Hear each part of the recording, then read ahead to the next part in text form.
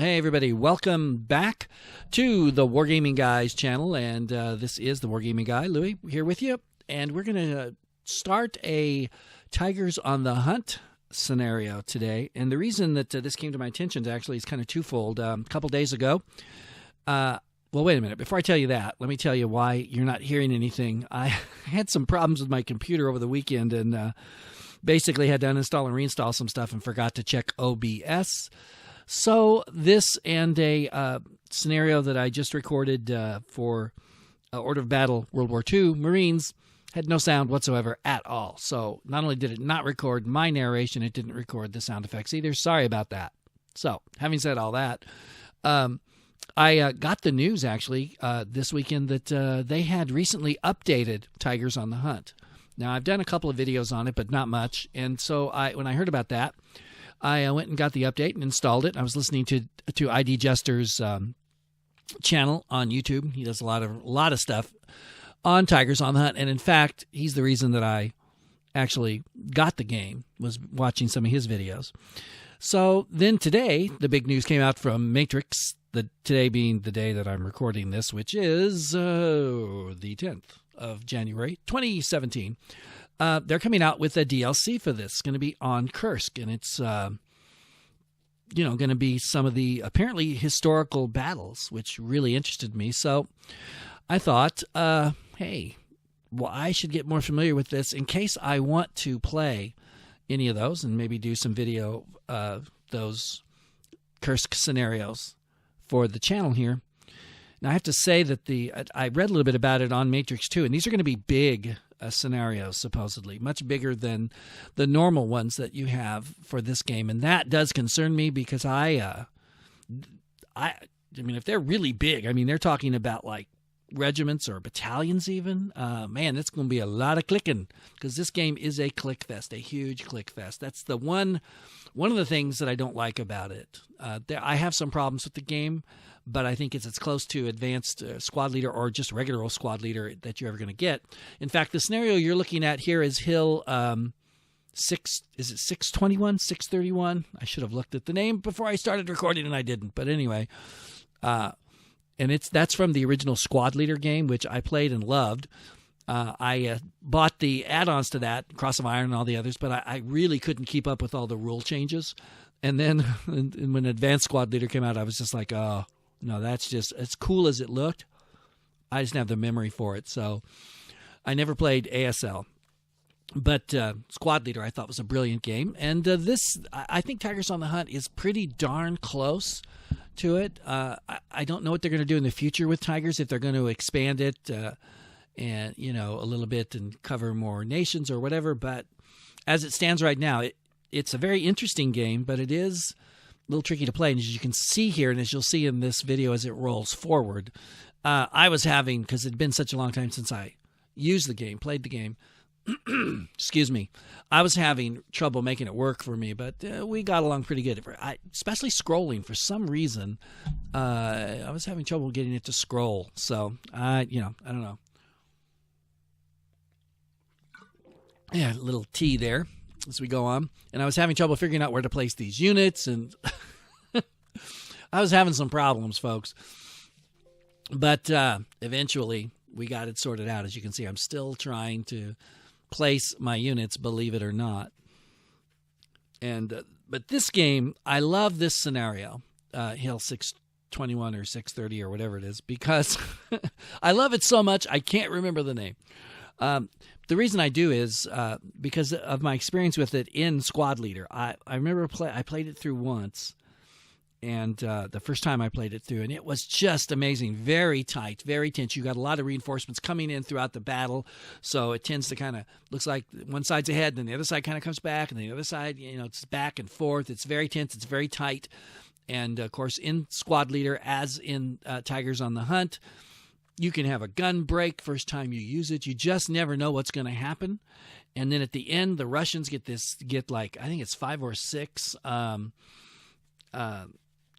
they Su-152s or whatever they are, assault guns, and they come charging down the road and up the hill, and I had to had this one last part of the hill that I had to take, and there was this big, massive battle, and I dropped some artillery on them, and boom, got them all. It was great because it was back and forth, kept you on the edge of your seat the whole time. That's what a good war game should do. I mean, ideally. It may be fun to just walk all over your enemy, but not really. It gets kind of boring, but boy, that was not boring. So this scenario, which I remember playing once a long time back, but oddly enough wasn't on my hard drive, so I don't know what happened to it. This scenario should be a lot of fun, and I'm hoping that it will be. So I thought, let's pick this one. Let's start with this one and then see where everything goes. So that's what I'm still trying to do here. I should have edited this out. That's what I should have done, is get my units set up and then get rolling, because it was, like I said, a little tricky. I haven't played this game in a long time, and so I've kind of forgotten it. But here we are. Now we're rolling forward. We can get into the game a little bit and see what's going to be happening. So if this works out well, and if I get good response to this, I did notice that I've had quite a few views on my old Tigers on the Hunt videos. And so now that they are kind of refreshing the game and they're bringing out the new DLC, interest might rise. So if you guys are really interested in that, let me know, and we'll see what I can do. And hopefully, if this, I'm just really interested in seeing the size of these new things that they're bringing out, because, like I said, this game is, it's very intense, very low level, which is great. But I mean, if they gave you like 50 tanks to move, that's a lot of work, because you got to start the engine, change the bow facing, whatever, move the thing, do the thing, turn the engine off. It's just I've never really understood why they put the whole start the engine thing in here. I don't know. I could live without it. Just let me click on it and move it. I would be fine with that, but whatever. That's the way it is. So that's what we deal with. And let me take another slurp of tea here. There we go. So that's what this game's about. This game takes place in 1944. It's a minor battle, really. An important one, but a small part of what is referred to nowadays in most of the world. I don't think the Russians call this battle this, but most of the world just calls it the destruction of Army Group Center, which, of course, was just a massive battle, incredible battle to study, read about. And I remember a long time ago when I first got into wargaming, of course, it was with Avalon Hill Games, board games. Then I heard about Strategy and Tactics years later, started getting those, and they put out a game just on that, the destruction of Army Group Center. It was a lot of fun to play. If you like defense, it was fun. If you don't, then, of course, you're not going to play the Germans. You could play the Russians. And it's one of those games that it's not really in doubt who's going to win, but you can set your victory conditions to make it, a game. And so you can do that. But this is a small part of that. And this, of course, is very winnable for the Germans if you play your cards right and if you get the right breaks. And that's one thing that Tigers on the Hunt does very well, is that it gives you those realistic kind of things that happen that in most tactical games don't happen, like a gun jams, a gun breaks, you try and fix it, that kind of thing. That's very realistic, and it just you don't see that happening very much in most games. So kudos to the designer for that level of detail. Now, you pay for that level of detail, of course, and the payment is is a lot of clicking and just a lot of detail that you've got to take care of. So this isn't like, Panzer Corps or squad battles, or even one of my old favorite games that I did a lot of scenario design with at one point, Steel Panthers, which for its time was brilliant, but nowadays it's a little dated. There we go. I just had to rout that guy that you saw moving because he got nailed by the Ruskies, and so we're also going to pull a couple of units back. Leadership, you notice I moved the radio back to the woods there. I want to get him back to safety. Don't like having him very far up, although that's the trick with the radio. There he goes back into the woods now. They've got to be able to see what's going on, but you don't want them very close, because if they're too close, then, they get hit, then there goes there goes your artillery and or air support or whatever it is that you were looking for. So it's one of those balancing acts that you have to play in the game. And here I am scrolling around trying to get the stupid map to scroll. Turns out the map's not stupid, but I am. I kept going to the edge of the map and forgetting I really needed to go to the edge of the screen to get it to move. And even then I don't know, maybe it's just me, I'm not doing it right, but it seemed a little herky-jerky, which I had never noticed before. So it's probably just me. And there we go, advancing to the next phase. And now you can see the Russians. And as you can see, there's a lot of them, and you can't see them all. So the thing about the Russians. So here we go, checking out what they're doing to me, seeing how well I can survive. And, of course, you always want especially your big guns. I've got a heavy machine gun out there, and I've got a medium machine gun, and then a bunch of light machine guns and Panzerfausts. But you really want your heavy and medium gun to survive because they can really lay some hurt down if you, get to use them at the right place at the right time. I wish that they'd at least recorded the game sound. A little bit of game sound, I think, goes a long way to making these games a lot more interesting and enjoyable to watch and take part in. But, that's the way it is, and I certainly didn't want to restart it and play it all over again because I just don't have that time. So, as it is, of course, I'm spending twice the amount of time on it because I have to go back and talk over it now that it's been recorded, which I don't really care for. And so there's all the error messages, yes, indeed, which you get a lot of when you don't really know what you're doing, which in this case, like I said, I confess I've forgotten a lot. The one thing that I think would be interesting, now I totally forgot about this with the machine gun, is, you can either, if you keep your rate of fire, you can either fire again or you can just leave the fire effect in that hex, and if any other unit moves through the hex, then they take that shot. Now, I said, let me fire again. I should have just left the effect in the hex, but, you never know. I don't even know actually that would have made much difference anyway. So it's, kind of 6 one, half dozen of the other. But it does give you the simulation of the long-term effect that machine guns can have that regular rifles don't. So it's a good feature. And here we go. Taking some shots at the Russians as they move forward. Trying to shake them up as much as possible. Breaking them is the best. Pinning them is okay. Even making them cower. You just got to slow them down so that you can deal with them before they overwhelm you with their numbers, which they have plenty in this scenario. If you play your cards right, it won't matter, but, at the start here, it definitely does matter. All right. So here I am trying to figure out how to shoot units again. There we go. And doing some damage. Oh, excuse me. What's going on with my throat? So I shook a couple of them up. That's good. That's excellent. That's what you want to do. That's what this game is all about, for the most part, is you gradually break down your units. You break them or you pin them or whatever, and then eventually you can rout them and maybe eventually even eliminate them. But it's something that takes time.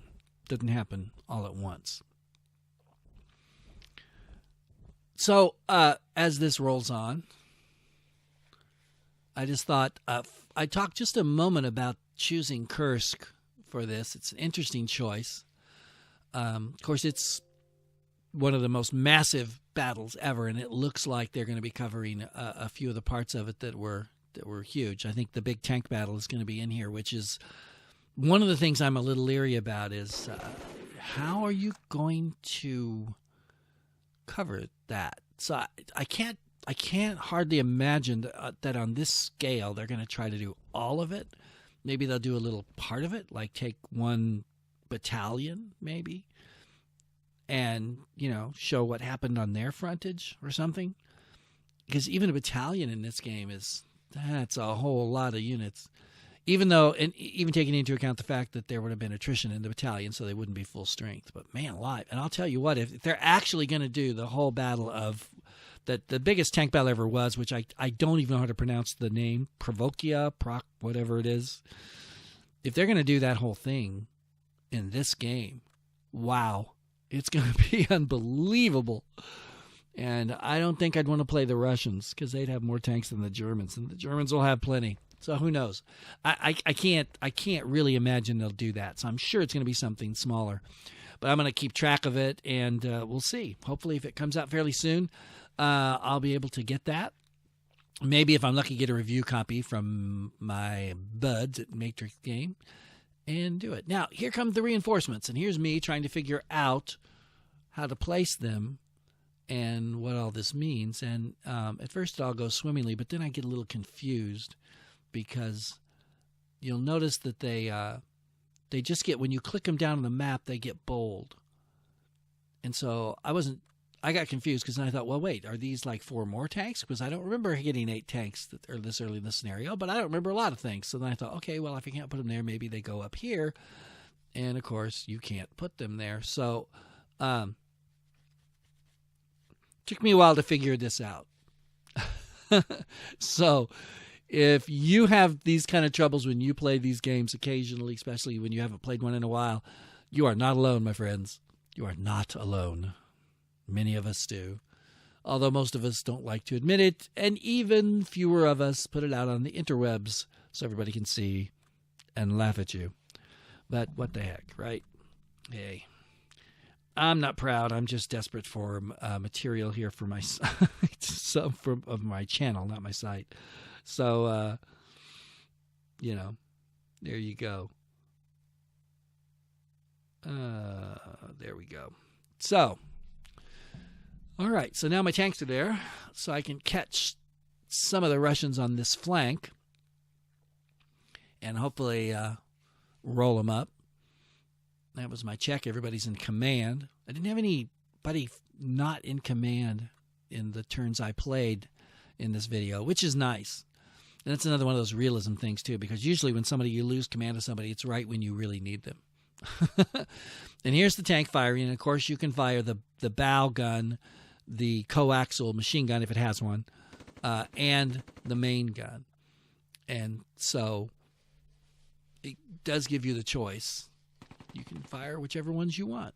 And when you fire the main gun, of course, you can choose infantry or AFE. So you can, it's high explosive or armor piercing. And there's several different, at least 2 different kinds of armor piercing ammo. Might be more. I probably shouldn't have done this. I probably should have moved these guys, at least the first 2 there. But I was so caught up in just hitting them that I didn't. But I think if I had moved the first 2, to get them into the center and even to the other flank and use these guys here to kind of slow things up on this flank, probably would have been smarter. So I think next turn, when I can move these guys, I'm going to get those first 2 guys. I do move one of them. So that one and another one, and try to get them over, up the map towards the other flank, because this flank here is not the only place I have to worry about. Let's just put it that way.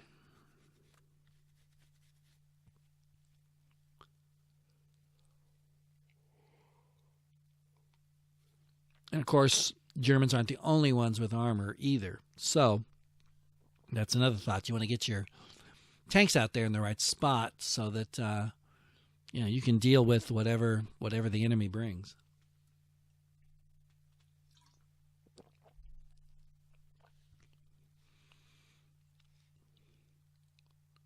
Here I am trying to figure out if I can shoot and who I can shoot and who I should shoot.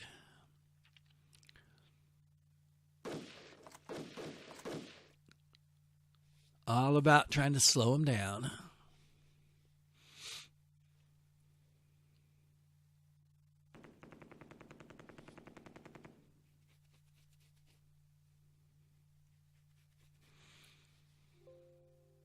Like I said, I'm really sorry we don't have any game sound. It would make this video a lot better. And I wouldn't feel quite so obligated to just keep babbling even when I don't have much to say. Because, you know, if you know this game, you watch it, you can tell what's going on. You don't need my every, commentary on every little thing. But when there's no other sound, yeah, it gets kind of weird. There we go. Trying to slow these guys down.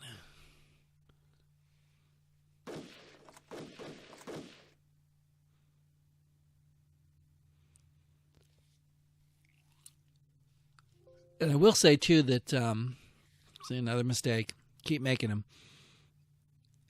This game, I think, with the Russians, when you play the East Front, because you can play the West Front, of course, I think it gives you a good feel for what you read about a lot when you read tactical accounts of the Eastern Front, and that is, a smaller amount of German units that are a little better trained and probably better led normally against a large amount of Russians who are probably not that well trained and not that well led, but they're tough as nails.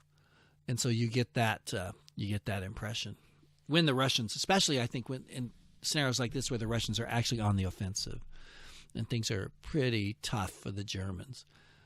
Because, of course, even as the Germans in real life, even if you win this, you're only winning a reprieve for a little while, and then you're going to fall back anyway. It's 1944, so you're going back. Even if you go forward for a little while, you're going to end up going backwards anyway. So it doesn't, that doesn't change anything.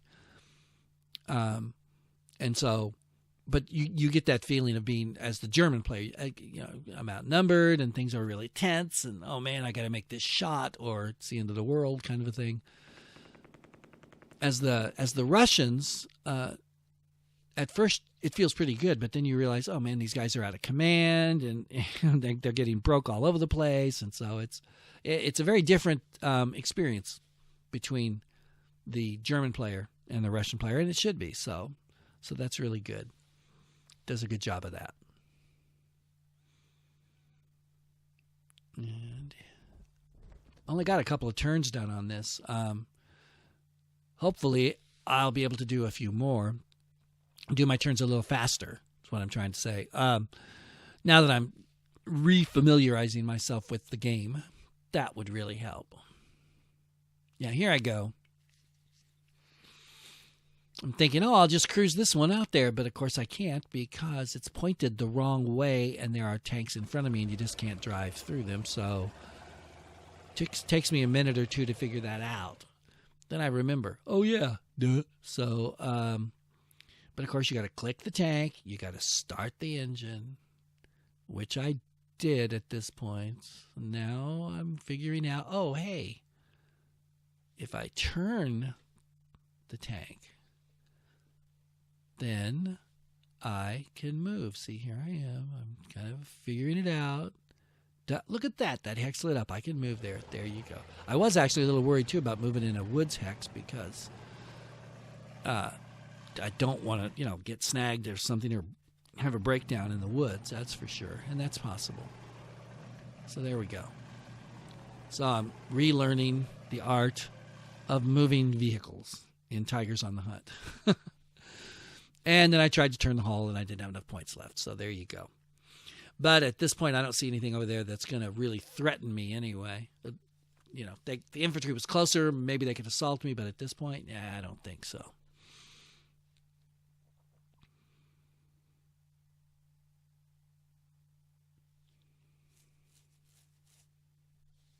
Here I am checking around, trying to make sure. You can see I'm still having trouble with the map a little bit. And then can't shoot the gun because you can't see anything. But I can move the half-track, which does have a nice machine gun on it. Of course, again, the downside to that is, well, there's a couple. One is it's not that hard to knock out a half-track, and number two, if it is knocked out, then I can't move that gun. And even if it's not, I got to go all the way back up there to get the gun. But I don't think the gun's really going to go anywhere anyway in this scenario. So I think I'm going to do. I've done this before. The other time I played this, I brought it up, and if I remember right, it got knocked out. So we'll see how well I do with it. But, you know, it's got some firepower, and that's what I need right now to thin out this herd of Russians that are charging straight down my throat.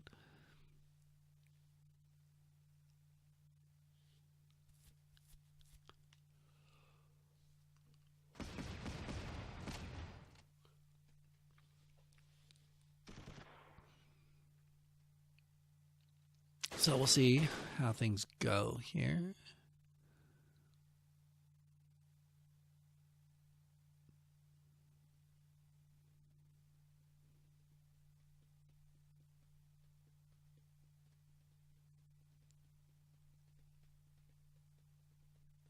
And I think I'm just using the standard.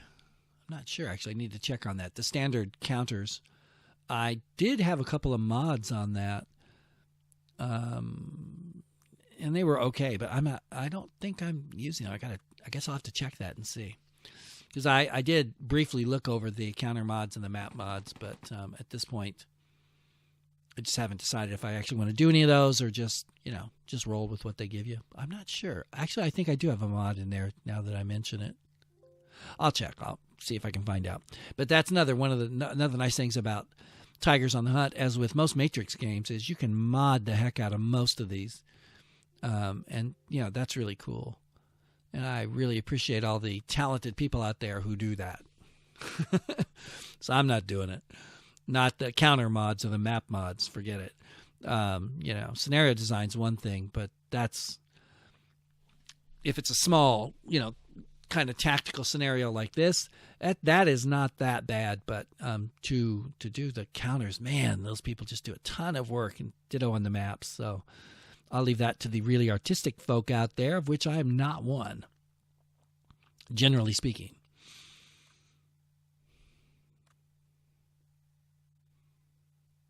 Okay, checking around, seeing what I can do.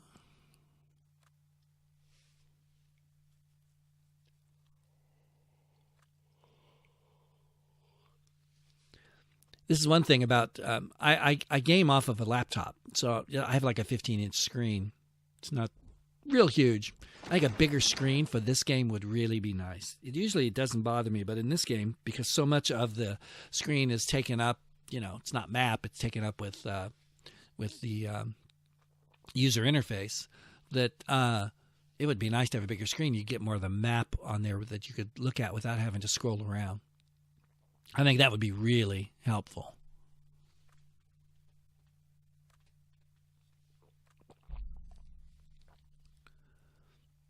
All right. Move forward to the next phase. And let's see what the Russians are going to do. There we go.